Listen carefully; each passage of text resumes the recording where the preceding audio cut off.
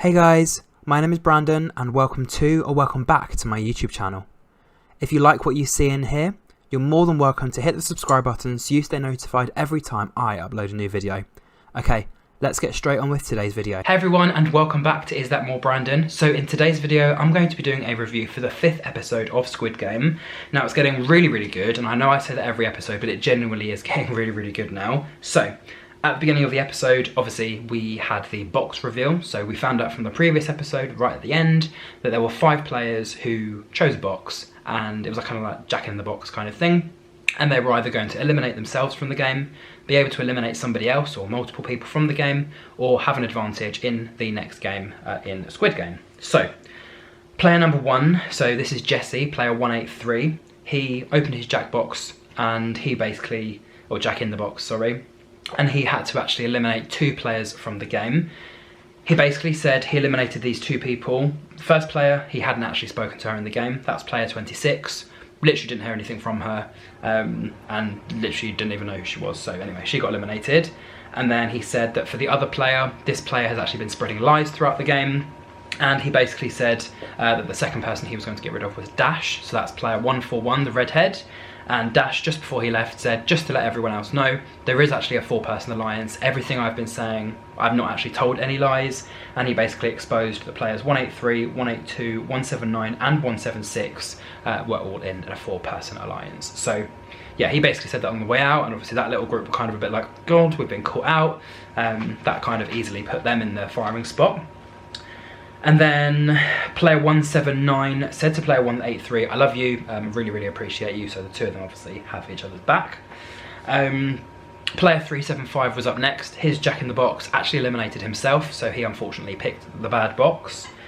Player 87, he had to also eliminate 1 player from the game, and he basically said that this player was obviously in a big alliance and they had to go. So he actually went with what Jesse had previously, the information that he'd given, and he eliminated player 176 from the game.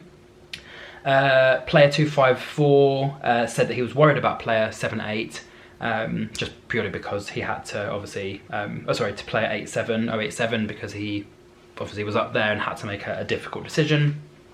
Player 130 was up next, and he opened his Jack in the Box, and he basically got an advantage in the next game. This is if he was to survive.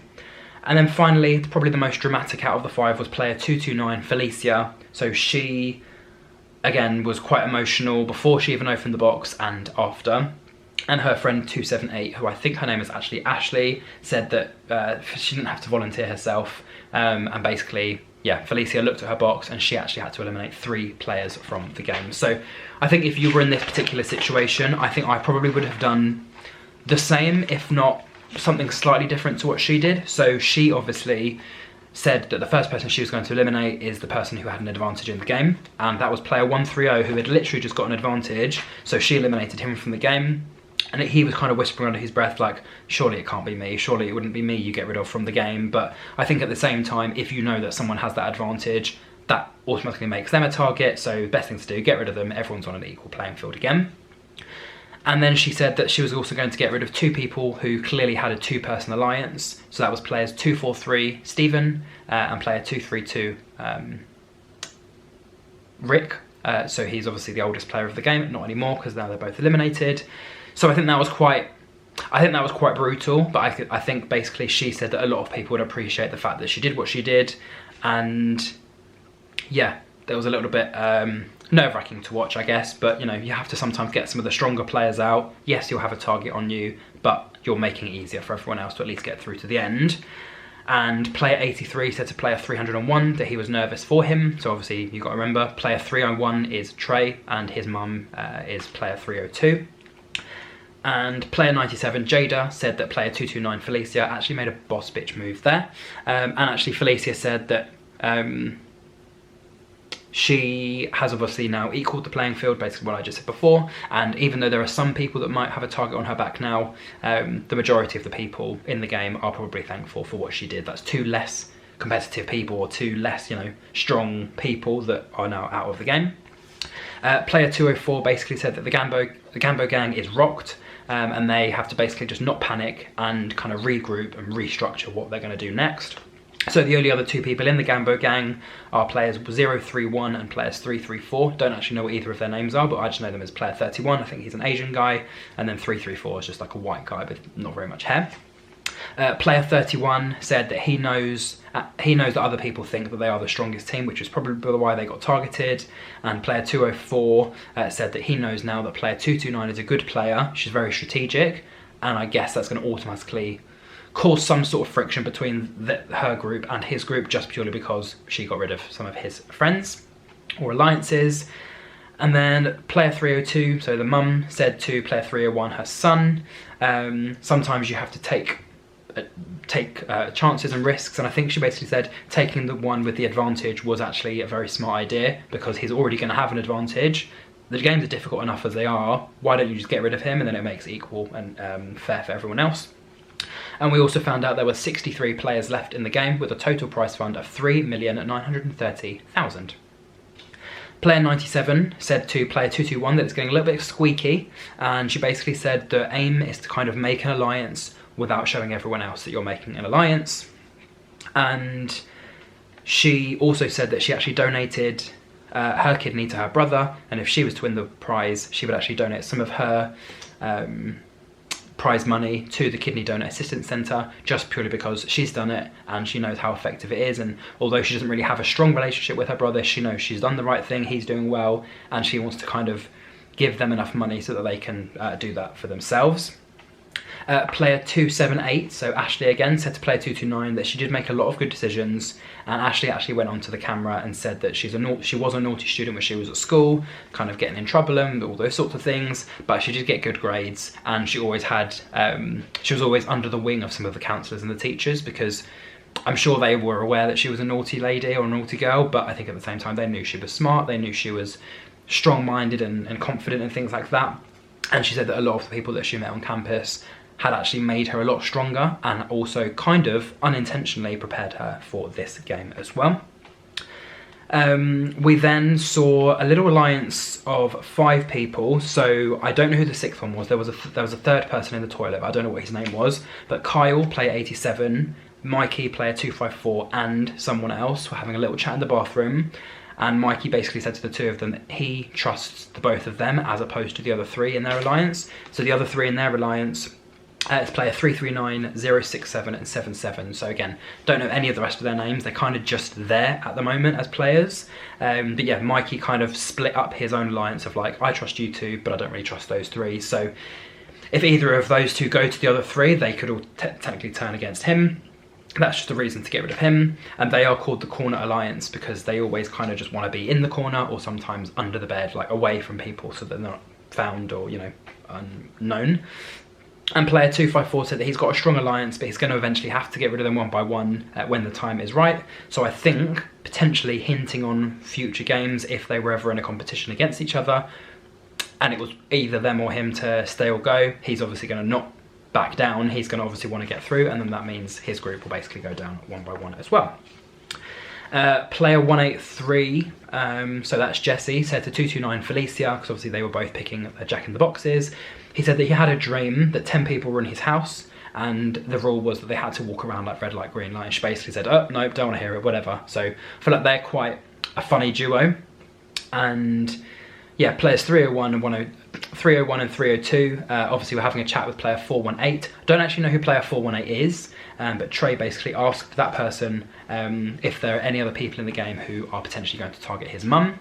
Player 418 said no, not yet, kind of like not as far as I'm aware of. So I think 418 is kind of like their little messenger. So they're a group of 2, but I guess it's good for the mum and son combo to try and make friends with other people, because just in case one of them gets eliminated, they kind of have a backup spare person that you can align with, I guess, because you've kind of had that weird connection. So I know mum has been speaking to a few other people in the game, and I know Trey has kind of tried to get in with other groups, but I think the fact that they can collectively have someone who likes the both of them, if one of them was to leave the game, for example, you do have that extra set of hands and extra brain as well. Player 301 Trey basically explained that he had a near-death experience. He said, I think his lung had collapsed or his spine collapsed or something, and it basically put him and his life into perspective in terms of like decisions you make and choices you make and things like that. So I think he basically said it was a very traumatic experience, but him, his mum and his girlfriend Cecilia were all kind of there for him, and yeah, he knows as difficult as it was, it kind of made him the person that he is today. Or he didn't necessarily say that, but I guess it kind of does. Like if you go through a traumatic experience like that where you almost don't make it, it's going to make you think twice about your life, and then you're just going to go 100 miles an hour to just do everything that you want to do. And then players 23 and 254 were having a quick chat. Player 23 said, "Bring it on, lady." I think she was referring to The Voice, because obviously The Voice is the lady who announces all the announcements. And she then started speaking, saying, "Players." And she said, "Yes, see, listen to the lady." And then we found out that there were 5 people that were needed to do chores, and if the 5 of them to win, they would get treats for the rest of the dormitory. So, player 254 said to his little group of people that The Voice didn't actually say anything about if they weren't successful, which is a very smart thing. It's if you succeed, you'll get a treat, but she didn't mention if you don't, that something's going to go wrong. So that was a very smart little phrase from him there. Player 287 said that she wanted to take control of her destiny, and she obviously put herself forward. So that is Mai, I think it's Mai.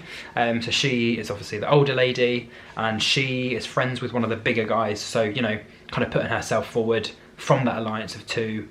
I guess she's trying to do it for the better.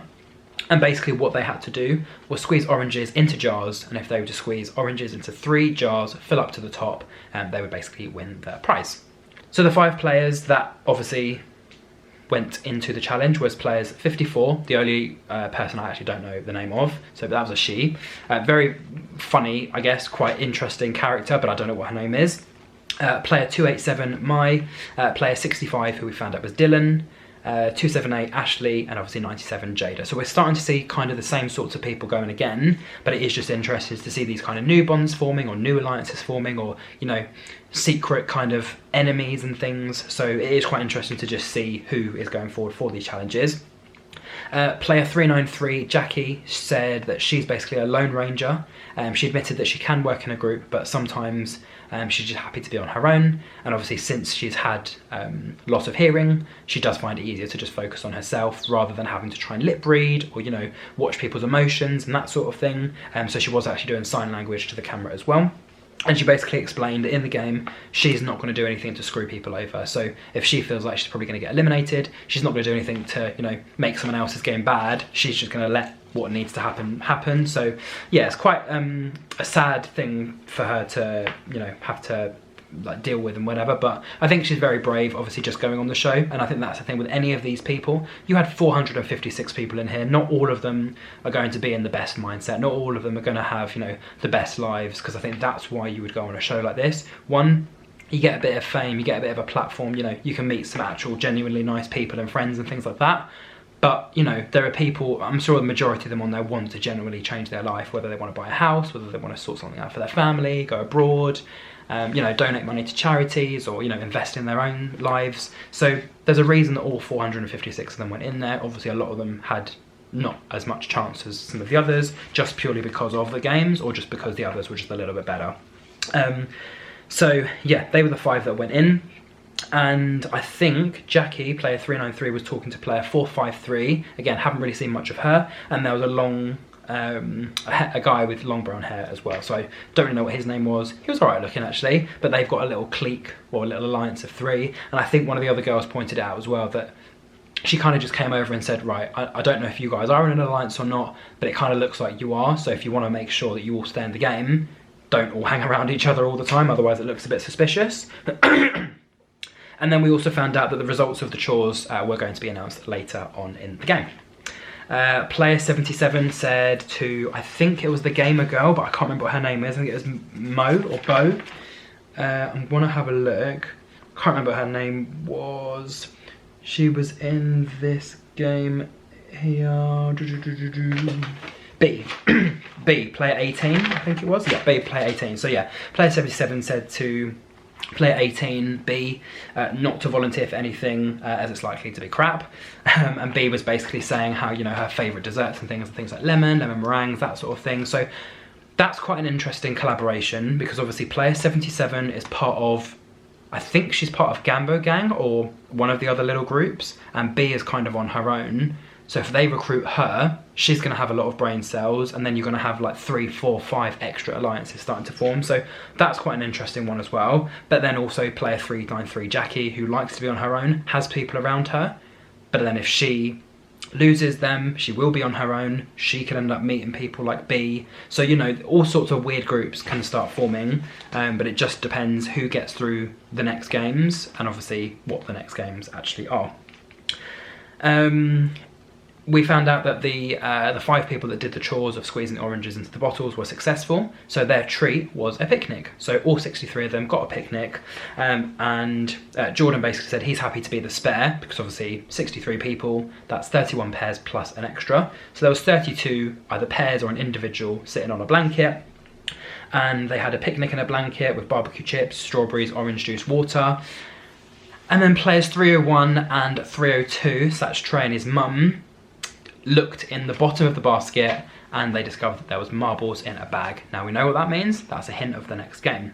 Players 229 and 278 also found marbles in the bottom of their basket, and then players 031 and 339, the 2 that were discussing something in the bathroom, also found marbles, and I think this is when player 31 basically shouted, "Guys, there's marbles at the bottom of your picnic."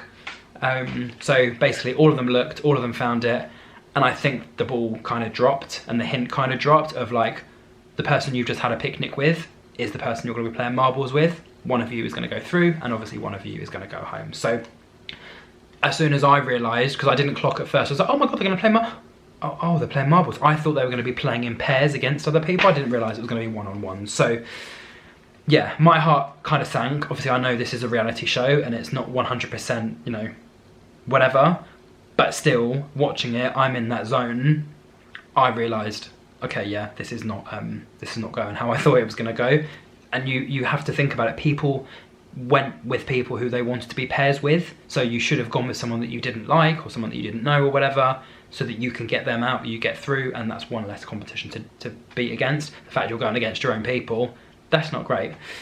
And then yeah, player 222 was Jordan, and obviously he kind of mentioned again he was on his own, so obviously he was on a blanket on his own, so yeah, he had a lovely meal to himself, but there was no marbles in his box, so I don't know if that means he gets to go through, or somehow he's going to end up having to play someone else, and if he doesn't beat them then he goes out. But I don't know how that's going to work with 62 people, because he is the odd one out, or does he automatically get eliminated because he's on his own, didn't have a friend. Don't know, that wouldn't be nice if it was that way.